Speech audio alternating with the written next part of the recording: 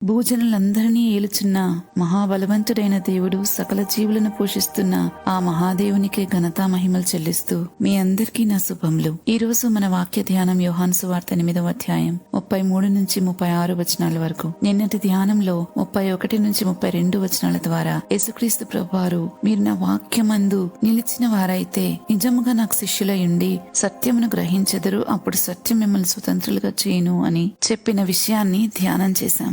వాక్యమందు నిలిచిన వారే సత్యాన్ని అనుభవపూర్వకంగా గ్రహిస్తారని, ఆ సత్యమే మనల్ని అన్ని బంధకాల నుంచి విడిపించి నిజమైన స్వాతంత్ర్యంలోకి నడిపిస్తుందని ధ్యానం చేశాం. యేసుప్రభువు వారు చెప్పిన సత్యం మిమ్మల్ని స్వతంత్రులుగా చేయను అనే ఈ మాటను యూదులు పూర్తిగా తప్పుగా అర్థం చేసుకుని ప్రభు చెప్పిన ఆత్మీయ స్వాతంత్రాన్ని గురించి ఆలోచించకుండా రాజకీయ జాతీయ స్వేచ్ఛను గురించి ఇంకా వారి వంశ పారంపర్యాన్ని గురించి ఆలోచించడం మొదలుపెట్టి 33వ వచనంలో వారు అంటున్నారు, మేము అబ్రహాము సంతానము, మేమెన్నడూ ఎవనికి దాసులమై ఉండలేదే, మీరు స్వతంత్రులుగా చేయబడదురని ఎలా చెప్పుచున్నావని ఆయనతో అన్నారు. నిజానికి చాలా సార్లు వారు భౌతికమైన బానిసత్వంలో కూడా ఉన్నారు. యేసుప్రభు వారు ఈ మాట మాట్లాడే కాలానికి కూడా వారు రోమా ప్రభుత్వం కిందే ఉన్నారు. కానీ ఎలాగైనా సరే ఆయన మాటను తప్పు పట్టాలని, ఎదిరించాలనే ఎజెండా తప్ప వేరొకటి వారిలో కనిపించలేదు, వేరొకటి వారికి కనిపించలేదు. బానిసత్వంలో ఉన్న వ్యక్తికి తాను బానిసననే విషయం కూడా చాలా సార్లు తెలియదు. ఒకవేళ వారు అనుకున్నట్లే భౌతికమైన విషయాల గురించి మాట్లాడుతున్నా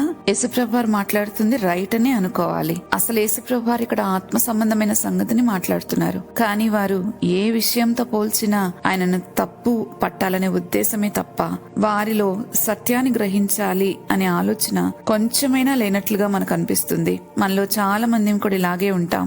ఎందుకంటే మనం ఏదైతే పట్టుకుంటామో దాన్ని మనము అదే సత్యం అని నిరూపించటానికి చాలా వాదిస్తూ ఉంటాం. మనమున్న అసలైన పరిస్థితిని మర్చిపోయి మాట్లాడుతూ ఉంటాం. ఒక మనిషిలోని పాపము, మోసం, అహంకారం మనిషిని అంతగా బంధించేస్తాయి. అతడు తన నిజస్థితిని గుర్తించలేడు. అందుకే ముందుగా సత్యం అవసరం. అన్నిటికన్నా ఎక్కువగా గర్వం, అహంకారం మనిషిని తన నిజస్వరూపాన్ని చూసుకునివ్వదు, బంధించి వారిని భ్రమలో ఉంచుతుంది. అందుకే వాక్యం సెలవిస్తా ఉంది, నాశనానికి ముందు గర్వం నడుస్తుంది అని. ఇంకా మనం 34, 36 వచనాలు చూసినట్లయితే, అందుకు యేసు, పాపం చేయి ప్రతివాడును పాపమునకు దాసుడని మీతో నిశ్చయముగా చెప్పుచున్నాను. దాసుడు ఎల్లప్పుడూ ఇంటిలో నివాసం చేయడు, కుమారుడు ఎల్లప్పుడూ నివాసం చేయును. కుమారుడు మిమ్మల్ని స్వతంత్రులుగా చేసిన యెడల మీరు నిజముగా స్వతంత్రులయ్యుందురు అని 36వ వచనంలో ప్రభు అనడం మనం గమనిస్తాం. ఈ 3 వచనాల్లో యేసుక్రీస్తు ప్రభువారు దాసునికి కుమారునికి మధ్య ఉన్న గొప్ప వ్యత్యాసాన్ని బోధిస్తా ఉన్నారు. దాసునికి ఎప్పుడు కూడా తన సొంత చిత్తం ఉండదు, యజమాని చెప్పినట్లే చేయాలి. అతనికి ఇంటిపై ఏ హక్కు ఉండదు, యజమాని చిత్తానుసారం అతని జీవితం ఉంటుంది. అదే విధంగా పాపానికి దాసుడైన వ్యక్తి కూడా పాపం ఎలా నడిపిస్తే అలా నడవాల్సి వస్తుంది. అతనిలో ఉన్న కోపం, లోభం, కామం, భయం, వ్యసనం, అహంకారం ఇవన్నీ అతను నడిపిస్తూ ఉంటాయి. ఏది అతడిని పట్టుకుంటే దానికి అతడు దాసులవుతాడు. అందుకే బైబిల్, ఎవనికి లోబట్టుకు మిమ్మల్ని మీరు దాసులుగా అప్పగించుకుందరో వానికి మీరు దాసులే అని రోమిలకు రాసిన పత్రిక 6వ అధ్యాయం 16వ వచనంలో రాయబడింది. కానీ కుమారుని స్థితి పూర్తిగా వేరేగా ఉంటుంది. కుమారునికి ఇంటిపై హక్కు ఉంటుంది. అతడు బయట వ్యక్తి కాదు, కుటుంబానికి చెందినవాడు, ఆ ఇంటి వారసుడు. అతడు శాశ్వతంగా ఆ ఇంటిలో ఉంటాడు. ఈ సందర్భంలో ప్రభు 2 గొప్ప ఆత్మీయ సత్యాలను మనకు బోధిస్తా ఉన్నారు. మొదటిది, యేసుక్రీస్తు ప్రభువారు దేవుని కుమారుడు. ఆయన తండ్రి ఇంటిపై సంపూర్ణ అధికారం కలిగిన వాడు. అందుకే ఆయనకు బానిసలను విడిపించే అధికారం ఉంది. ఒక దాసునికైతే మరొక దాసుని విడిపించే అధికారం ఉండదు, కానీ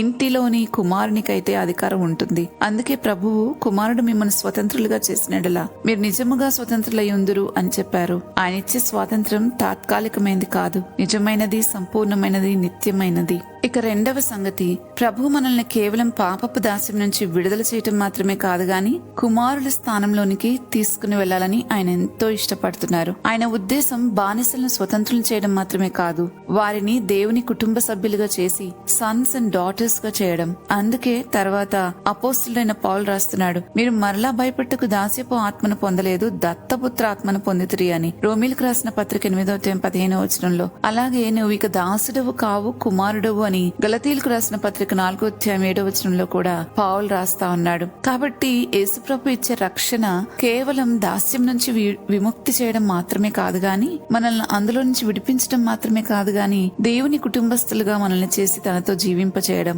ఒకప్పుడు పాపానికి దాసులుగా ఉన్న మనలను యేసుక్రీస్తు ప్రభువారు తన రక్తం ద్వారా విమోచించి దేవుని అంటే తన కుమారులు కుమార్తెలుగా నిలబెట్టారు. అందువల్ల ఇప్పుడు మనం దాసు దాసులని భయముతో కాదు, కుమారులని ధైర్యంతో దేవుని సన్నిధికి ధైర్యంగా వెళ్ళగలుగుతున్నాం. ఇదే ప్రభు చెప్పిన నిజమైన స్వాతంత్రం. దేవుని ఇంట్లోకి స్వేచ్ఛగా స్వాతంత్రంగా నడవగలుగుతున్నాం. ప్రపంచం స్వాతంత్రం అంటే తన ఇష్టానుసారంగా జీవించటం అనే నేర్పిస్తుంది. కాబట్టి ఎవరిష్టానుసారంగా వాళ్ళు బ్రతుకుతూ ఉంటే అదే స్వాతంత్రం అని నేర్పిస్తుంది. కానీ యేసుక్రీస్తు ప్రభు వారు బోధించిన స్వాతంత్రం దానికి వేరుగా ఉంది. మన బంధకాల నుంచి మనల్ని విడిపించి దేవుని కుమారులుగా జీవించే స్థితిలోకి తీసుకురావడమే నిజమైన స్వాతంత్రం. అందుకే ఈ రోజు మనం మనల్ని ఒక ప్రశ్న వేసుకోవాలి. నేను ఇంకా దాసునిగా బ్రతుకుతున్నానా, కుమారునిగా కుమార్తెగా దేవుని సన్నిధిలో స్వేచ్ఛను స్వాతంత్రాన్ని అనుభవిస్తున్నానా అని. గుర్తుంచుకోండి, దాసుని జీవితం ఎప్పుడు అతడు తాను దేనికి లోపరుచుకున్నాడో దాని నియంత్రణలోనే ఉంటుంది. కానీ కుమారుని జీవితాన్ని నడిపించేది తండ్రి ప్రేమ. అందులో బలవంతం ఉండదు,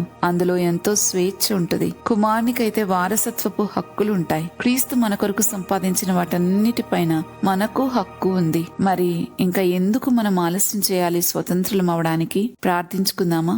సకల జీవులను పోషిస్తున్న మహాబలవంతుడైన మా దేవానికి స్తోత్రాలు చెల్లిస్తున్నాం. తండ్రి, మాకు తెలియకని మేము అనేకమైన బంధకాలు చుట్టుకుని పోతూ ఉండగా దయచేసి ప్రతి క్షణము మమ్మల్ని విడిపించి స్వతంత్రులుగా చేయమని ప్రార్థిస్తున్నాం. ఒక్కసారి నీ రక్తంతో కడగబడి మా మనస్సాక్షి శుద్ధి చేయబడిన తర్వాత నిర్జీవ క్రియలను విడిచిపెట్టి జీవం నిన్ను సేవించగలిగిన అయా మరి నూతన క్రియలను చేపట్టి ముందుకు సాగడానికి కృప చూపండి. దయచేసి ఎట్టి పరిస్థితుల్లోనూ మమ్మల్ని మేము మోసం చేసుకోకుండా స్వేచ్ఛగా స్వతంత్రంగా నీ సన్నిధిలో తిరగలిగినట్లుగా తండ్రి, నీవిచ్చిన ప్రతి దానిని స్వతంత్రంగా స్వేచ్ఛగా తీసుకోగలుగుటకు నాయన అట్టి వారసత్వపు హక్కును మాకు ఇచ్చినందుకు మీకు స్తోత్రాలు. ఆ స్థితిలో మేము ఉండడానికి నిరంతరము మీరే మమ్మల్ని నడిపించి మీ కృప చూపమని వేడుకుంటూ ఈ మనలన్నీ యేసుక్రీస్తు ప్రభువారి నామంలో బ్రతిమాలుతున్నాము తండ్రి. ఆమేన్. మరుసటి ధ్యానంలో మరల తిరిగి కలుద్దాం. అంతవరకు దైవాశీస్సులు. ఆమేన్.